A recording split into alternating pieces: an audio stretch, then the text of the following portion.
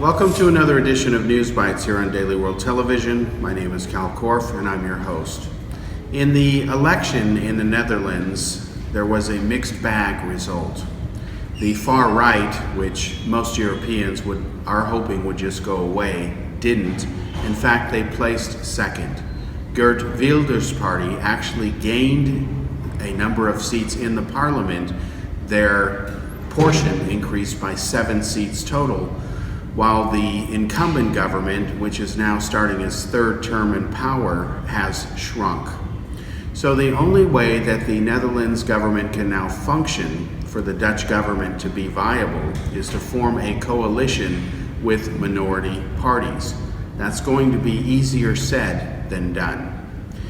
There are eerie parallels here to what happened to Germany in the 1930s when the Nazis eventually took over.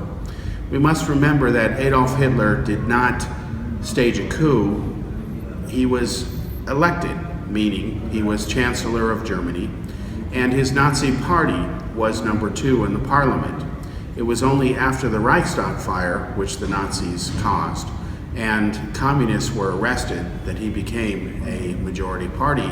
And then because he had a stranglehold on the parliament, he was able to pass laws giving him ultimate supreme authority. Most Dutch people have indicated, according to popular surveys, that they're not interested in being part of the EU anymore. The current government, its leader, its prime minister, is one of the founders of the European Union. The reason that many Dutch are disillusioned with the EU is because the EU has let them down in too many areas. This is a wide consensus in other countries, such as France. In fact, if the governments of the member states of the EU were to listen to their population, at least 12 to 15 of them would hold referendums to see whether or not their populations want to stay within the EU, and many would want to leave if they could. So this is a powder keg that may blow up in the near future. So while the far right was not resoundingly defeated, they remain at the gates ready to pounce.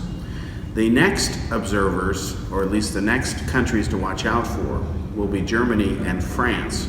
Their elections are coming up in May and September respectively, and for the first time, alt-right parties are expected in Germany to enter into the parliament.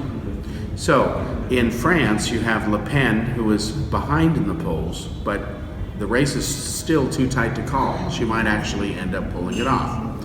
Even if she doesn't succeed in becoming the next president of France, she will still have enough clout to influence any agenda. So it may turn out that although the far right will not win in France and Germany, like they did not in the Netherlands this time, they remain a force to be reckoned with, a force that cannot be ignored, and if the governments do not handle them responsibly, they may end up being one day the replacement government of far more centrist or moderate or reasonable existing governments.